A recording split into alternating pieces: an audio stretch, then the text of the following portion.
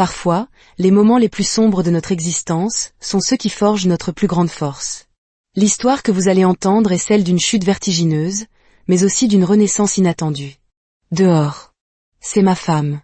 L'eau sale de la serpillière m'a frappé comme une vague de glace et d'immondice. Elle a traversé ma robe de maternité de créateur, a coulé sur mon visage et a formé une flaque à mes pieds, sur le sol en marbre de mon propre restaurant. Oui, vous avez bien entendu. Mon propre restaurant. Mais je m'avance un peu trop. Je suis resté là, figé par le choc, le regard fixé sur la femme qui venait de me déverser un seau entier d'eau répugnante et crasseuse.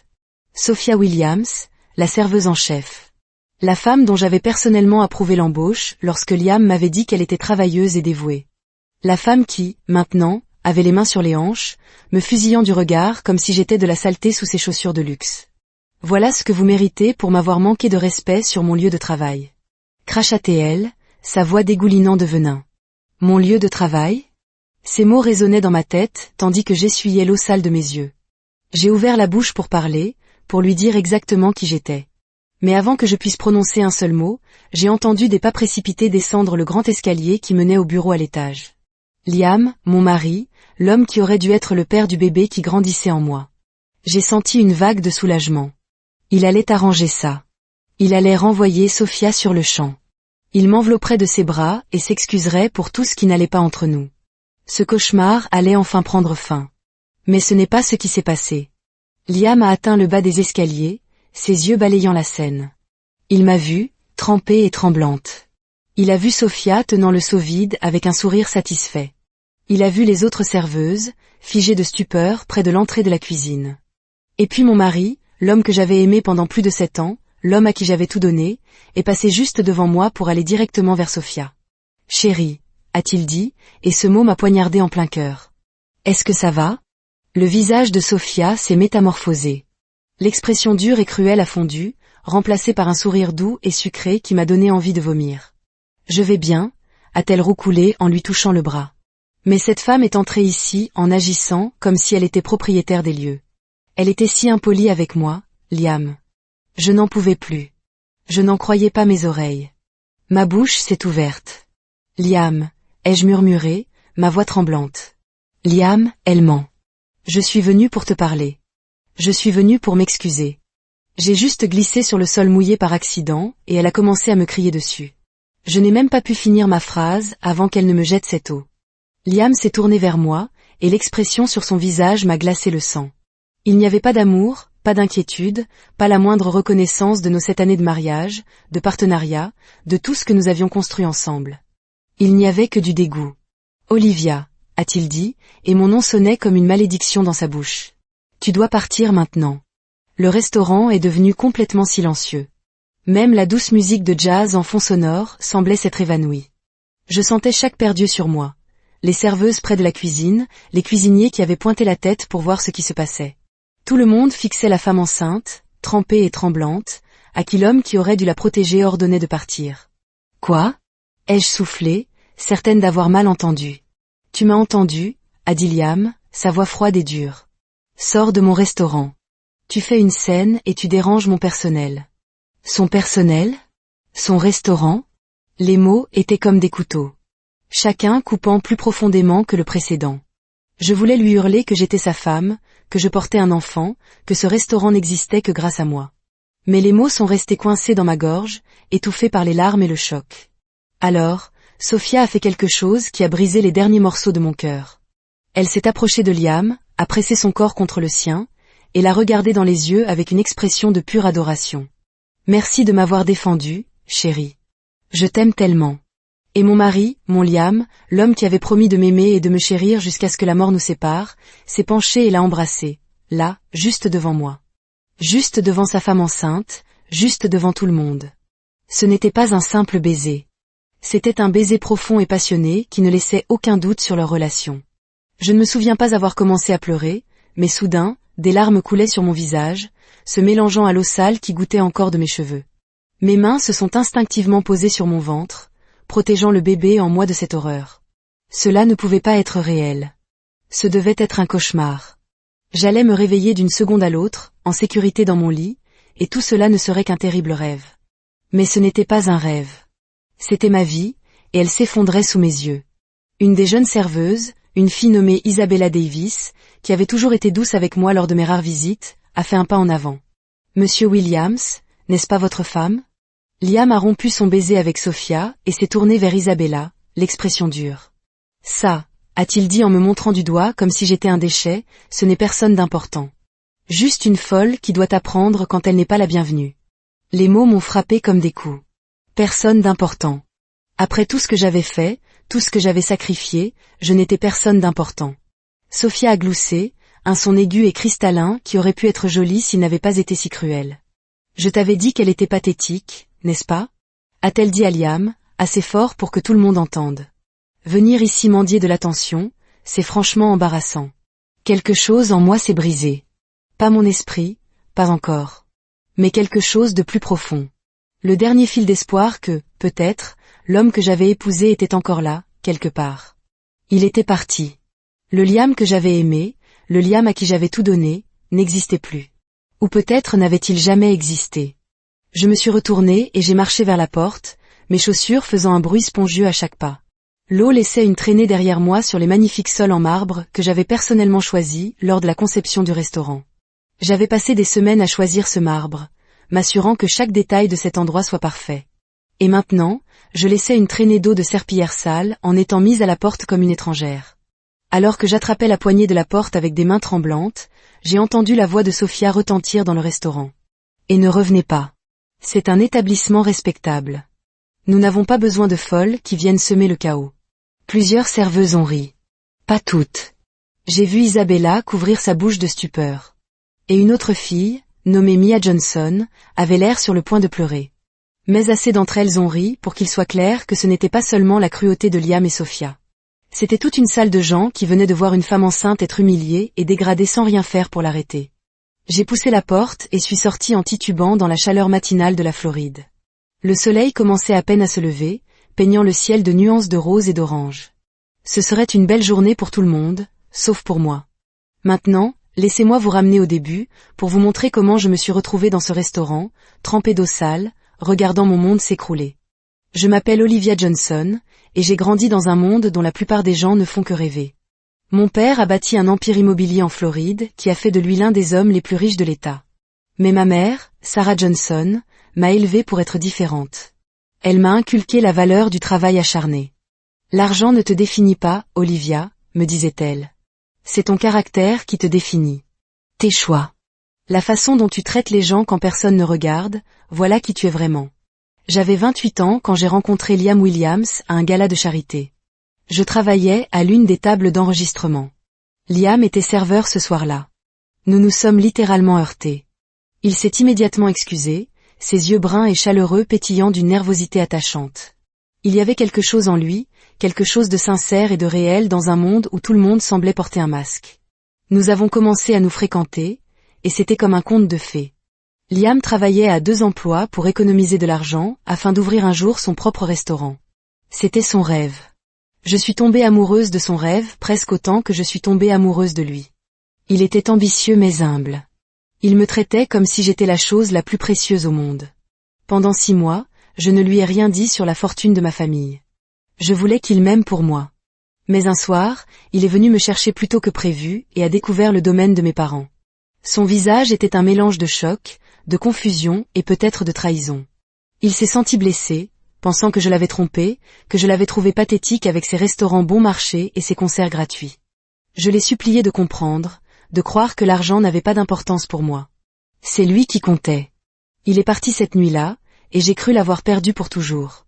Mais le lendemain, il a appelé. Il m'a dit qu'il m'aimait, moi, Olivia, la femme qui faisait du bénévolat dans des refuges pour sans-abri, pas l'héritière d'une fortune. J'ai pleuré de joie, et tout a semblé parfait à nouveau. Mes parents l'ont rencontré. Ma mère était gracieuse, mais je voyais l'inquiétude dans ses yeux. Mon père était plus direct. Olivia, fais attention, m'a-t-il dit. Ce jeune homme a de grands rêves et pas d'argent pour les réaliser, et une fille qui pourrait être tentée de tout lui offrir sur un plateau d'argent. Ma mère a insisté, si jamais tu l'aides financièrement, promets-moi que nous ferons appel à nos avocats. L'amour et les affaires ne doivent jamais se mélanger sans protection. J'ai promis, sans penser que cela aurait un jour de l'importance. Liam et moi nous sommes mariés. La vie était belle. Nous étions heureux.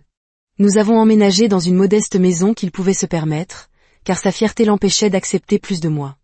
Il voulait subvenir aux besoins de sa femme. Environ 1 an après notre mariage, Liam a trouvé l'endroit idéal pour son restaurant.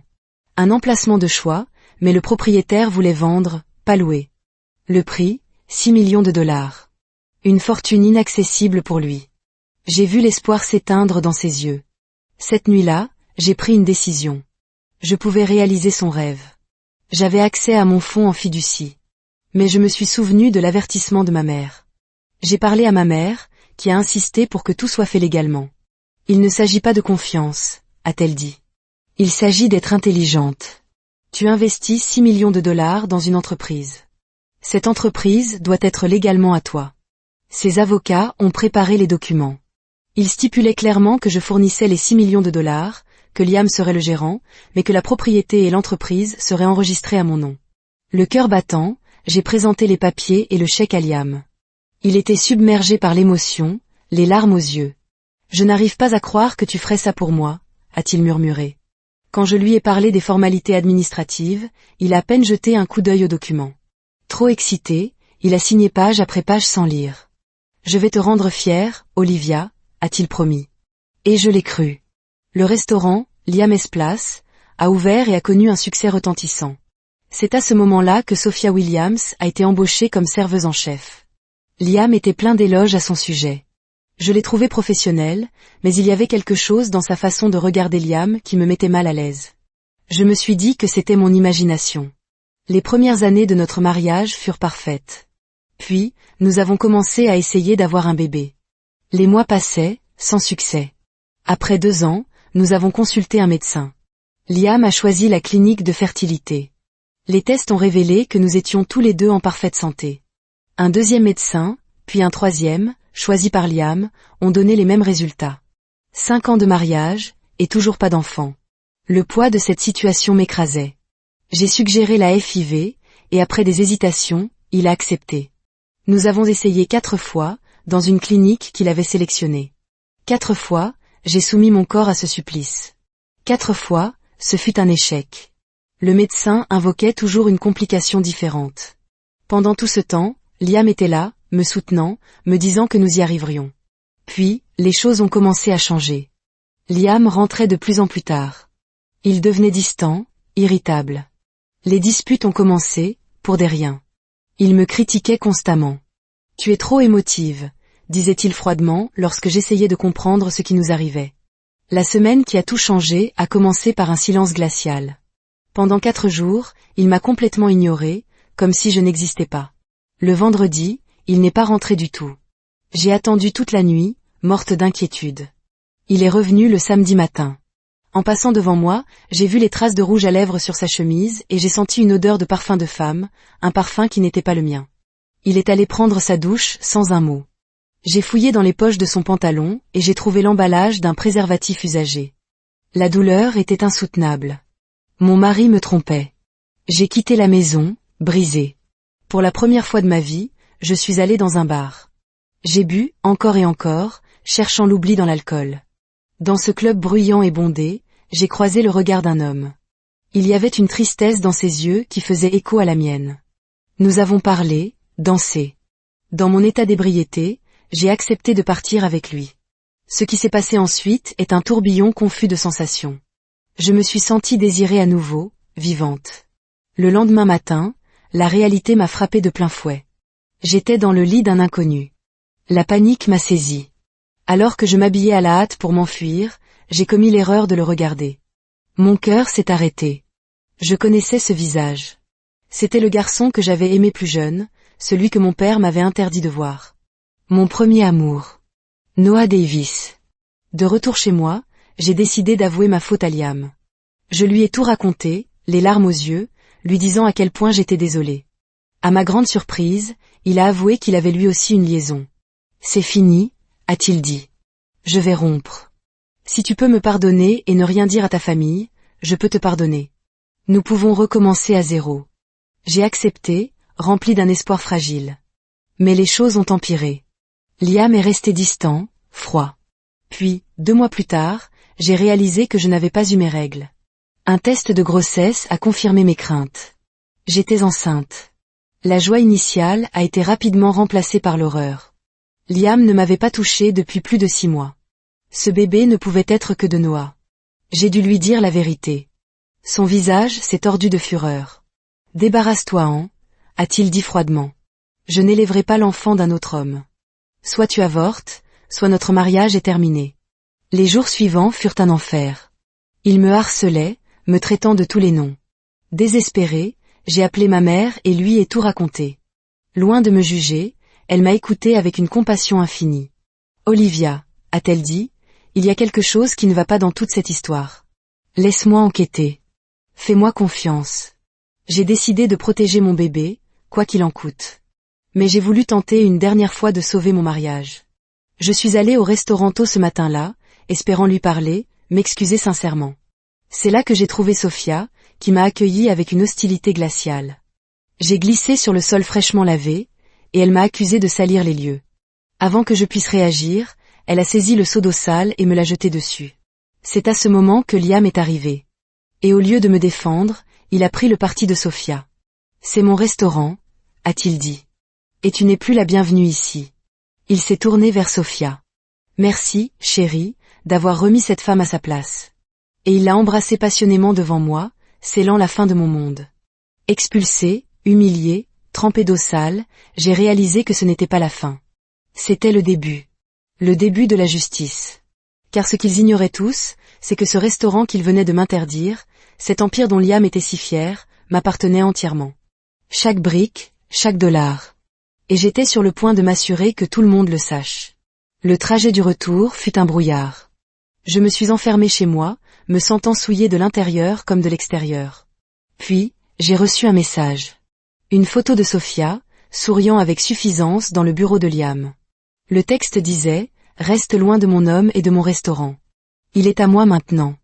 Mon restaurant. » La rage a commencé à monter. J'ai appelé ma mère. Elle est arrivée en 20 minutes, et je me suis effondrée dans ses bras. Je lui ai tout raconté, chaque détail sordide. Quand j'ai fini, son visage était dur comme la pierre. « Olivia », a-t-elle dit, « quand tu m'as parlé de la grossesse, j'ai eu un pressentiment. Pense-y. 7 ans d'essais infructueux, plusieurs hôpitaux, 4 FIV, et on te dit toujours que vous allez bien tous les deux. Puis, une seule nuit avec un autre homme, et tu es enceinte. Quelque chose cloche. Qui a choisi ces hôpitaux ? M'a-t-elle demandé. Liam, ai-je répondu, la terrible vérité commençant à poindre. Ma mère a immédiatement engagé le meilleur détective privé et notre avocat de famille. Pendant qu'ils enquêtaient, j'ai découvert les réseaux sociaux de Sophia. Elle publiait des photos avec Liam depuis des mois, exhibant des bijoux et des sacs de luxe. De l'argent qu'il détournait de l'entreprise. Mon argent. Une semaine plus tard, j'étais dans le bureau de mon père avec ma mère, l'avocat et le détective. Les révélations furent pires que tout ce que j'aurais pu imaginer. Nous allons commencer par la fraude médicale, a dit l'avocat. Ils avaient obtenu les vrais dossiers médicaux. Liam avait soudoyé des médecins dans les 3 hôpitaux. Les relevés bancaires le prouvaient. La vérité était que Liam était stérile. Une condition permanente, diagnostiquée des années avant même notre rencontre. Il avait toujours su qu'il ne pourrait jamais avoir d'enfant. Les 7 années de tests, de traitements, de douleurs et de faux espoirs. Tout était un mensonge. Une manipulation délibérée pour me garder piégée dans ce mariage. Il y a plus, a poursuivi l'avocat. Les documents que vous avez signés pour le restaurant. Vous en êtes l'unique propriétaire légal. L'entreprise, la propriété, tout est à votre nom. De plus, le détective avait découvert que Liam avait détourné plus de 200 000 $ des comptes du restaurant pour financer sa vie avec Sophia. Ce soir-là, Liam m'a appelé pour exiger que je signe les papiers du divorce. Mon restaurant, lui ai-je répondu calmement. C'est le mien, Liam. Légalement, entièrement le mien. Tu ferais mieux de prendre un bon avocat. Tu en auras besoin. 2 jours plus tard, Liam et les 3 médecins corrompus étaient arrêtés. Sophia, qui a admis sous la pression qu'elle était au courant de la stérilité de Liam, a été inculpée de complicité de fraude et de détournement de fonds. Liam a plaidé coupable en échange d'une peine réduite, 4 ans de prison. Sophia a écopé de 2 ans. La justice, même imparfaite, avait été rendue. J'ai commencé une thérapie pour guérir de ces 7 années de violence psychologique. Pendant ce temps, Noah m'a contacté. Il avait vu les nouvelles et deviné la vérité sur ma grossesse. Nous nous sommes rencontrés. Il a été d'une gentillesse et d'une responsabilité incroyable. Il voulait faire partie de la vie de notre enfant. Il m'a raconté sa vie, son succès, mais aussi sa solitude. Cette nuit-là, pour lui aussi, avait été une première, une rupture avec ses propres valeurs, née d'une profonde frustration. Au fil des mois, Noah est devenu un pilier dans ma vie. Il m'a accompagné à chaque rendez-vous médical, a préparé la chambre du bébé, m'a soutenu sans jamais rien exiger. Lentement, respectueusement, nous sommes retombés amoureux. Un amour mature, fondé sur le respect et une connexion authentique. Notre fille, Grace Sarah Davis, est née. La voir pour la première fois a balayé toutes les ombres du passé. Noah était un père extraordinaire. 6 mois plus tard, nous nous sommes mariés lors d'une cérémonie simple et intime. C'était cela, un vrai mariage. Un partenariat, un amour qui élève. La vie nous a ensuite offert une autre surprise, des triplés. 2 garçons et une fille. Notre maison s'est remplie de chaos et de rires. J'ai repris le contrôle du restaurant, le transformant en un lieu éthique et respectueux, promouvant Isabella, la jeune serveuse qui m'avait montré de la compassion, au poste de directrice. Des années plus tard, j'ai appris que Liam, sorti de prison, travaillait comme cuisinier dans un petit restaurant, sa réputation ruinée. Sophia a tenté de me demander pardon, mais je n'ai jamais répondu. En regardant mes 4 enfants jouer dans le jardin, avec Noah au barbecue et ma mère s'occupant des fleurs, je suis remplie de gratitude. Chaque épreuve, chaque douleur, m'a conduite ici. L'humiliation infligée par Sophia a été le catalyseur qui a mis en lumière la vérité et m'a libérée. Le destin a des voies mystérieuses, et le véritable amour trouve toujours son chemin. Ainsi s'achève ce récit, un témoignage sur la résilience de l'esprit humain, sur la manière dont la trahison la plus profonde peut, paradoxalement, ouvrir la voie à un amour véritable et à une vie authentique. C'est une histoire qui nous rappelle que même après la plus violente des tempêtes, le soleil finit toujours par se lever à nouveau.